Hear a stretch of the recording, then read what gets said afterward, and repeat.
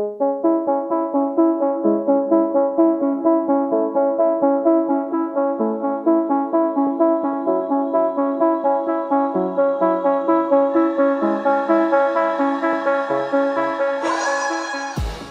and welcome to the Blackout podcast, where I get to talk to amazing people who do amazing things. And today, I'm so excited to have my friend, the founder and owner of Looping Events, Michelle Munro. Thanks for coming to the podcast today. Oh, thanks for having me. You are a busy lady.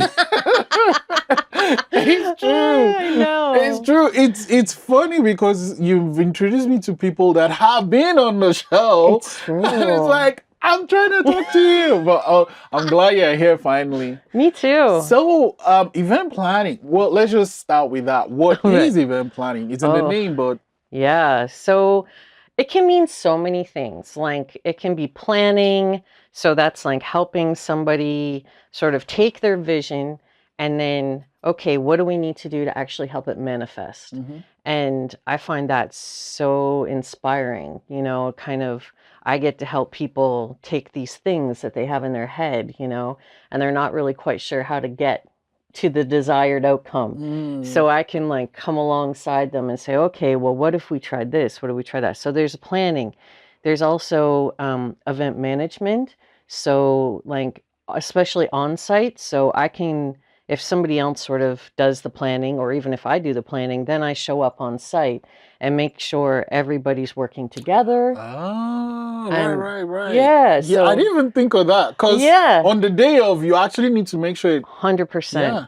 And then you're troubleshooting, you're working with all the different vendors, because for especially bigger events, you might have like your DJ and your photographer and your decor people. And so having somebody that's kind of managing that whole situation, especially I find like I like to kind of take that on so that my clients can enjoy their event. It's like they've worked so hard to make it happen. And I want to be able to like be the one who's running around with the clipboard so that they can actually, okay, like we can really just be in this now. So there's that aspect. The coordinating piece sometimes is just vendor procurement. So somebody coming to me saying like, we can plan it, but we don't know who to get for this, and this. Oh. So I can say, hey, I've worked with this bar service. I've worked with this decor company, and I know they are really good at this or that, so it's really a lot of things. Event planning can be so many things. There's so many aspects to it. But like, if you had to pick one that you really enjoy doing, I'm sure you enjoy it all. But if you had to pick one, which one would it be? Relationships. Oh, because then, It's just all about relationships. It's about getting to know people and what's important to them. What are their values? And, events, no matter what, something's going to happen, like you can have all the best plans in the world, but you have to have a flexibility to know that on the day of, like maybe it rains, maybe the truck broke down on the bridge, and something's always going to happen. But if you have that relationship with people, you can get through it. They know you got their back. They trust you. You trust them. It's sort of you enter into this nice little relationship. Wow. And let's go back then. How did you get into event planning? Well, I certainly didn't grow up going, I want to be an event planner. Like that was that was not my thing. Right. But I kind of, through different careers that I had, had always been kind of doing nonprofit work, community-oriented work, which involved a lot of events. And I never really occurred to me it was something somebody does. I always thought of event planning as like a wedding planner, which like respect to wedding planners, but I am not a wedding planner. If somebody comes to me, I'm always like, oh, I know people for that, but that is not me. I think planning a wedding is, because it's one day. It's one day. It's this person's, like, they've been building their life up to that moment, and they'll always come back to that day. You don't want to... It's so much pressure. So much pressure. But like, yeah, so I kind of was at a point in my life I wanted a career change. Mm. And my husband was like, "Have you ever thought about event planning?" Because he saw that NSCC was offering a course on event management. And I said, "Well, I haven't." And he said, "Well, read the description." He's like, "You've always done all of these things. I think you'd be really good at it." So I said, "Well, okay, maybe I'll go back to school." So that was in 2019. Oh wow, just before the pandemic. Yes. So 2020 was my graduation was that June. And, we had been doing all this work and, oh, you got this placement, we had all these big plans and then, oh, there's no events. That's Bye-bye. how was that for you? Well, what's wild is uh, that's when I got my first contract. Somebody Oh. came to me and said, I think you'd be really good for this. Somebody's looking for somebody to help with this event. And I think this would be really something I would love to recommend you for. And it was an outdoor festival, the Evergreen Festival. And I said, okay. And then I thought, well, you know what? This is my first contract. Maybe I should just keep going. So I'll just start my business now. Mm. And that's what I did in a pandemic. I started an Mm. event business. And it worked out. Here I still am. Wow. That very first, did you have to do something online, or how did you do the first one? That year, no. So that year it was in person.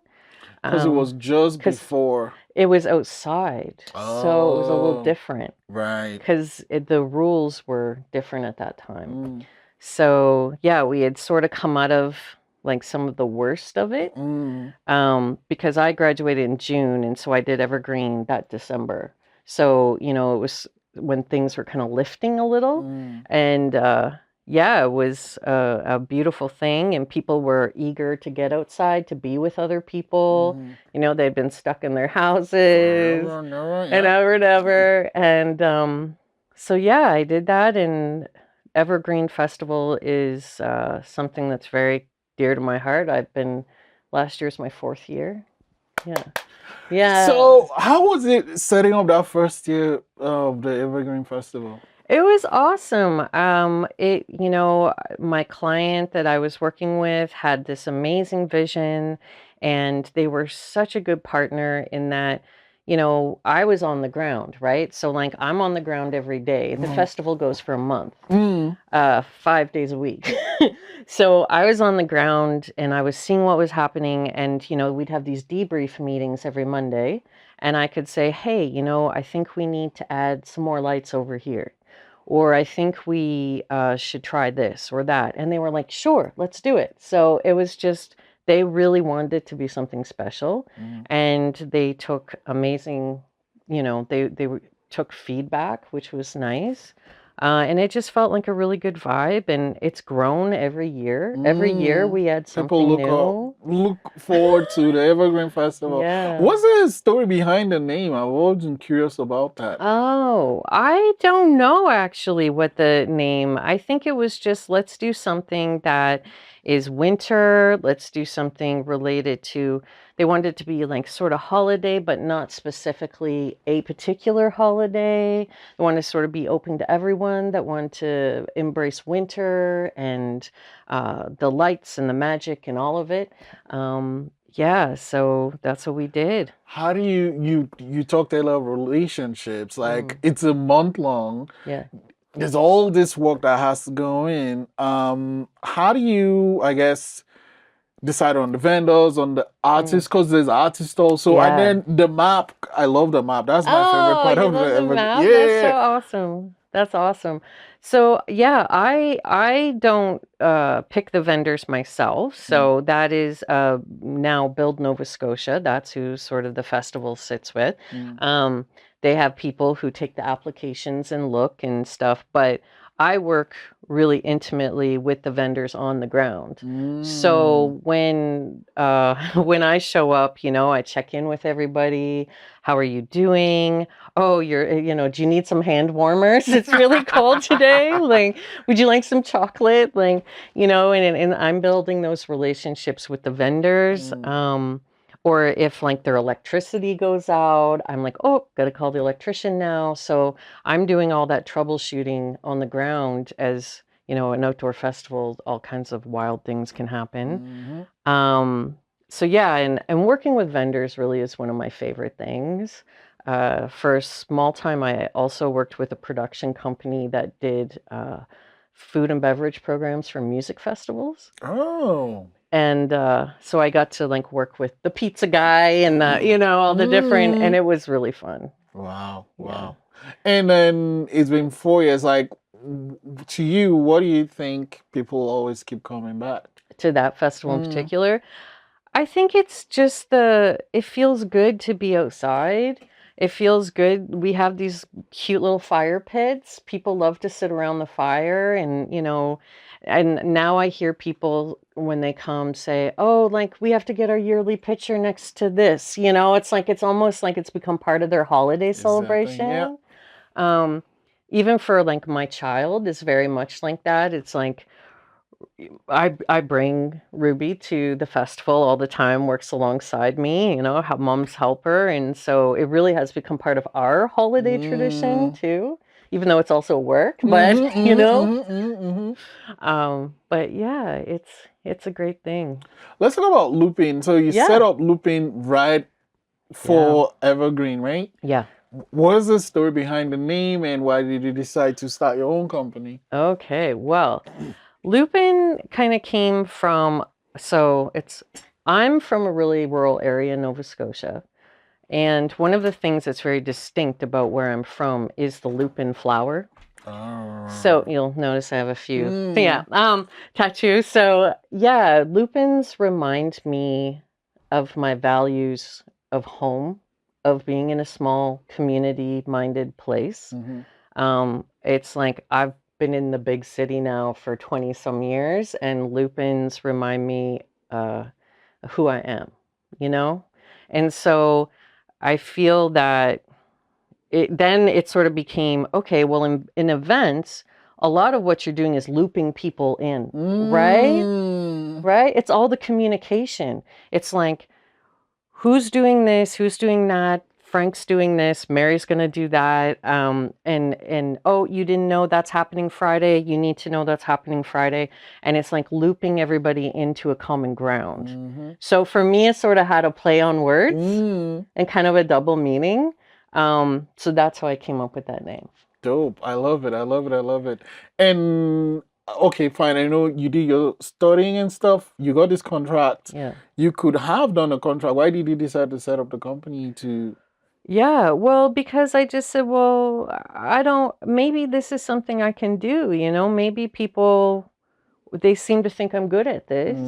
They want to come to me, and I've always kind of had an entrepreneurial mind, even though I hadn't done it before. I mean, my dad had done it different times and stuff like that. And so I thought I would just like to work for myself. I'm at a point in my life that like, I know what I like and I have very high standards for what I do. And I just thought, well, let's just give it a go. Let's see what happens, And part of the inspiration was also maybe someday I can make this a kind, gentler workplace for other people. Like if I can grow myself to the point that I can bring other people on, then I can also take the values that I hold dear and make a workplace that's healthy and exciting, and people can be creative, Wow.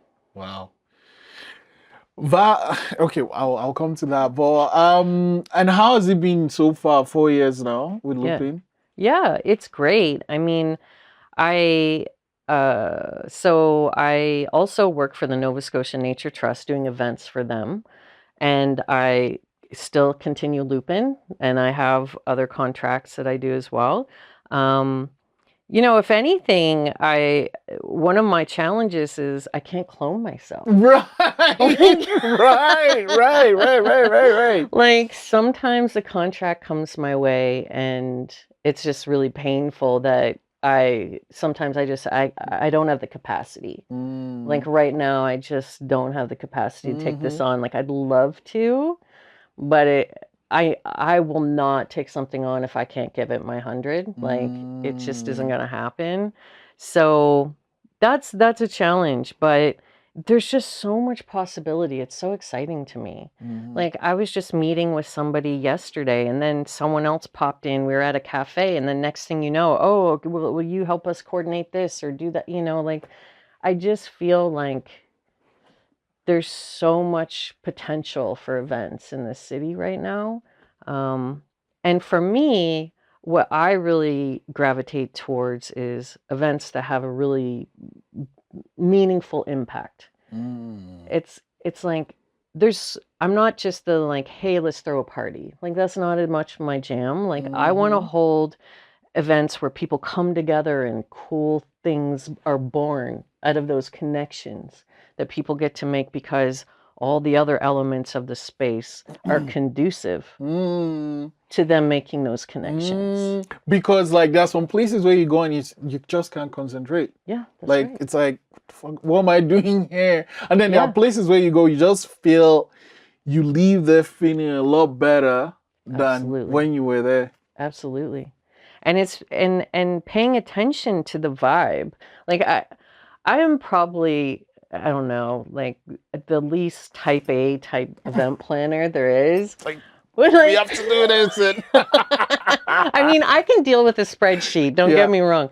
But it really is a lot about feel for me. Instinct has a lot to do with it. Mm. And it's like if the vibe is off, then where is it? Like what's the thing that's throwing the vibe off? And like Mm-hmm. how can we relate to that to get it to feeling better? So again, accessibility is also like a really important thing to me, and inclusivity when I'm planning events. And I have a certificate in inclusive event design. And part of that is really looking at where are the barriers here? Mm. Like where are the barriers of participation? Where are the barriers of access?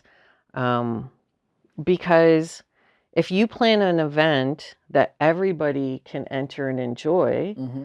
then that's going to be the best for everybody. Of course. And when people okay, I'm gonna go climb my soapbox now. But Yeah, when please. people try to or don't recognize how important including everyone Hmm. and making the space accessible, it's like, okay, so they're like, oh, there's gonna be maybe just one or five or whatever number of people that might use that wheelchair ramp. But just putting that ramp then makes the thing better for everybody. 100%. Yeah. 100%. I so agree with that. And part of it comes back to, I've been thinking a lot lately about the word hospitality. Mm. It's like we talk a lot about hospitality in this industry and I think about what is hospitality, and it's like it is inviting people in. Mm-hmm. But if you don't make it so they can really enter, then don't What are invite you them. doing? Like, why are you inviting Mm. people if you really don't want them there? Mm. Because then they're just going to feel that and they're going to. Mm-hmm. So it's like you might as well, if you're going to open it up and you're really going to invite people to an event or a gathering of some kind, like Mm. do it for real. Mm. Do it for Mm. real. Something that kind of comes out of this, a lot of things come out of it, but one that stands out is community. So, Mm. like, why is that important to you? Yeah, so it's just how I grew up. Like I've always been really community minded. When I was a teenager, I had some amazing opportunities that really, I think, shaped me in terms of who I am and what I value. Mm-hmm. Uh, like I said, I grew up in this tiny little spot in the Annapolis Valley on the North Mountain, and for 2 summers in a row, it was like a student grant job, and I got to work at our community hall. And as part of that, I got to visit different seniors in the community, and I was doing like a oral storytelling project Oh, wow. where I got to record the history of where I was from. And I also got to put on events for different groups at the community hall. Like not like big, but like it's Card Wednesday. We're gonna, or it's like the Coffee Friday or whatever. So there was that, and then um, when I got to I think junior high, I became a candy striper. You know what I mean? What's that? Okay, so a candy striper was this thing where it's basically a volunteer at a hospital, but Okay. you literally have to wear, at that time, we had to wear a dress that had like white and red stripes on it. Oh. So people know you're the candy striper, right? Like, so, and trust me, like my mom came to me and said, I think you should do this. And I was mortified at first. I was like, I am too cool for that. Like, because I was like living my best like grunge goth life, Oh. Like I was like, I am not, oh my God, I have to wear a dress. Are you kidding me? But I thought, okay. And my mom has always raised me with this value of, being kind to other people and being a good citizen. Like that was important to her. Mm-hmm. And so she said, Michelle, I don't care what you do Saturday night, Mm-hmm. but Sunday morning, you're going to get up and you're going to go volunteer at the old age home. Mm. So, all right. So I did, and I loved it. I loved it. And I did it for several years. I got over like 300 hours. I got a bursary to go to college because I did it. Wow. Like, and it really, especially as a teenager, like I was so stuck on my own self. Like, I was so about my own misery, my own self, and like having to get up and think of other people. And I saw that like I can bring joy to some of these people Mm. who nobody would visit, or they were lonely and they wanted someone to help them, like, with their crossword puzzle or whatever it was. Mm-hmm. It got me out of thinking about myself. And I could really think about somebody else, and that felt good, Mm-hmm. And so I feel like those experiences really shaped what I did after that. I went into human services. I worked with teenagers for a while. Wow. Then I worked in mental health for a while, and yeah, it's just, Yeah, it's kind of it's actually interesting because everything you've done have added to the skills of what you do yeah, in looping events that's now. right. Talking of looping, you also Rainbow registered. I am. You want to talk a bit about that? Sure. So I am a Rainbow registered business through the CLGCC, which is the LGBTQIA plus Chamber of Commerce. And it was really important to me. It was really important to me because I believe in inclusivity, inclusive spaces. And also for me, what really drove me is I have a trans child. And I saw how painful it was when we go to a space and it's not set up that way, the opposite. So going to an event and like, where is the bathroom? Mm. Like, where are the pronoun pins? Where are and so for me, it was almost like something I wanted to do for him. Mm. It was like that. To me, if I could do some good with my business in that way, then that's what I needed to do. And I was intimidated at first Why? um because it's a real process. Like they don't just say, here's your rainbow sticker. Like there's forms, and you go through an accreditation process. But they're so kind about it. Like they Mm. had somebody who met with me and helped me go through the forms Mm-hmm. and say, your lived experience matters. Mm. So don't throw that away. That's part of this. Like, because I was like, I don't know if I have the right credentials, Mm. And they were like, well, don't worry about that. Like, you deal with this all the time. You know what you're talking about. Let's just put it on paper in a way that, is going to help. So, yeah, so I've been rainbow registered, gosh, maybe 3 years now. Wow. Yeah. Yeah, it's definitely something I'm really proud of with my business. And like I mentioned, inclusive spaces earlier. I think especially with all this craziness happening Yeah. in the US, it's like Ooh, yeah. I mean, because I think for me, whatever a trans person or any member of the rainbow, it's like doing with their life is not affecting this person. So why are they so hung up on it? I don't know. I wish I knew because I was just talking to someone about that yesterday. Like, I think so many people, they don't stop to think about what life is like in someone else's shoes. Mm. So they don't understand some of the struggle and the like physical pain and mental pain of like simply trying to exist. Mm. Like it's like going to school is hard. Going to school when you're trans is harder. It's like I just don't and I like to think because I'm naive a little bit maybe. I'd like to think that if people really took the time to listen to other people Mm. and hear about their experience, about what it's like to go through the world as them, you know, maybe that would help. Maybe that Mm. would like some of this like hate and nonsense could just go away because I'd like to think we have compassion as people. I really hope so. I really hope so.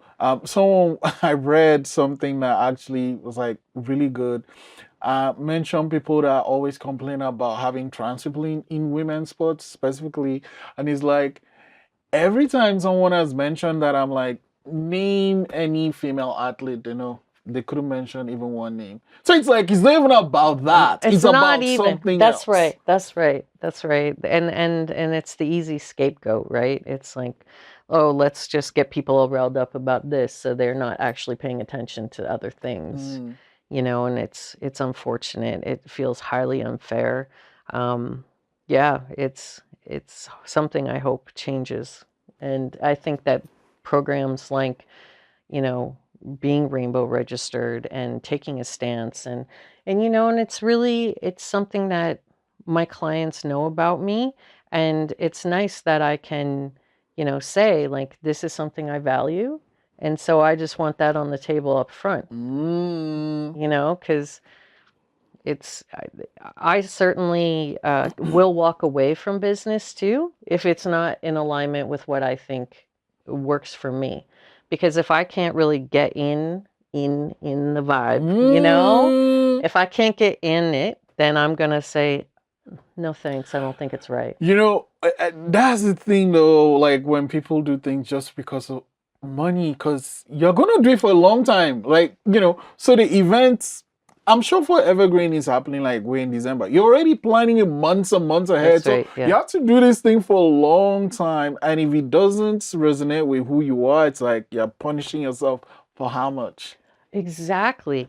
And I do believe that there's enough for everybody in that there's so many wonderful event planners in this city, Mm-hmm. and everybody kind of has pieces of like what their specialty is or what they're really good at. And I don't know, like I believe that the right clients will be magnetized to me, Mm. and when I go that route, it happens. Like I have the most amazing clients and they come along and I go, wow, this is really going to work. This is for me and I'm Mm. for them, and so Mm.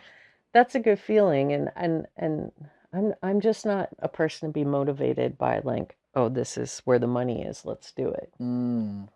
Yeah. Life's too No. short, man. Yeah, no, I'm with you on that. So say someone is out there checking out this episode of the Mm. podcast and they're like, I love what Michelle is doing. I love to do some event planning myself. What advice would you have to share? Ooh, the mm, I would say find yourself a good mentor. Oh. Find yourself a good mentor. I mean, education is one thing, like actual education, but I know that I have learned so much and been so supported by people who had experience in the industry that saw something in me. They saw Mm. potential and they worked with me and they encouraged me and they um, just have been part of my journey. Mm-hmm. And I think what a gift. It's priceless. And I know that I've been introduced to certain spaces or certain potential clients because somebody believes in me. You know, it's not all me hustling, trying to get something. It's also word of mouth is huge in this industry. So find someone who believes in what you do and your potential and, you know, make that relationship with that person. Wow. Okay, I didn't even see that. If I was thinking of what you'd say, I wasn't thinking of what you'd say, but like I didn't expect that. So maybe I was asking for myself. And then when like if someone wants to work with you as an event planner, what are things I guess they have to prepare before they even come to you, or they're just like, hey, I want to do this thing. Yeah, I mean, it's certainly any stage of the game. Like I've had people come to me that sort of have a bunch of stuff already lined up and say, okay, we've got as far as we can go. Can we kind of bring you into this and help us get to the finish line? You know, like that is a option. Sometimes it's just like, hey, I just want to do something really cool. What do you think if about X, Y, or Z? And you know, I kind of have this mix of like I'm creative, but I'm a Taurus, and so I'm very like earthy. I'm very practical. Like I love the logistics piece of event planning. So I'll say, well, but what are you gonna do if, like, you know, like, and one of my jokes is like I am an anxious person by nature, and which a lot of people don't really realize, but I think all the time. I'm always thinking. And but in event planning, I let that work for me because and I'm always like, what could go wrong? Like what could go wrong? And then by thinking about all the things that could go wrong, I can put in strategy and mitigate so it doesn't go wrong. Right? So like I'm making that little squirrely mind work for me. That is brilliant. That's brilliant. You might have touched a little bit of this when you talked earlier. The kindness tribe comes to mind, but I love to let guests go with this question. What is something that happened before you were 17 that plays a huge role in who you are today? Wow. Well, I do think that for me, it was those community things that I was involved in. You know, it was those instances where I had the opportunity to kind of look at groups of people or other people beyond myself. You know, from a really early age, I think I understood that this world is rough. You know, like it's hard for people. And do I want to add to that? No. Do I want to make it better for people? To the best of my ability, you know, and I just want to help. I just want people to be less stressed. I want to be able to take that on so that they don't have to, you know, and I think that it's those experiences where I had the opportunity to see that power of what happens when you can kind of come along and try to support people in their journey and how much that enriches your own journey. Like, I feel like that, you know, thank goodness my mom made me be a candy striper. Even though the dress was horrible. Oh my God. Thanks for sharing that. I'm gonna let you go with a little bit of magic. So write a number between 1 and 60. 1 in 60. 1 and 60. And right. you can show me, once you're done, you can show it off the cameras. Okay. And I'm going to try and use these cards to guess Okay. what your number is, hopefully. I dig it. All right. There we go. Okay. So your number can be in one. It's going to be in at least one of these cards, right? But it could be more than one. So I'll need your help here, okay? Is your number in this card? Yes. Yes. Oh, that's not good. Okay. It's in this one. I don't like it when it's in the first card. It makes it a little bit difficult, but okay. Is it here? Yes. It's there. Is it here? Yes. Huh. Is it here? Yes. Whoa. Okay. Wow. Okay. Uh,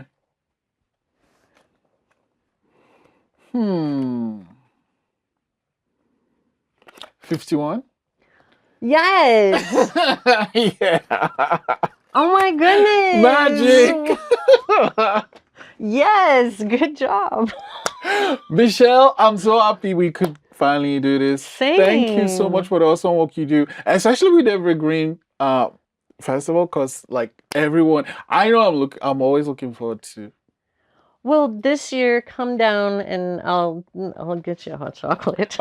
Okay, I'll make sure I remind you of that. Okay. Thank you for all the awesome things you do, and thanks for coming to the podcast Thank today. you so much.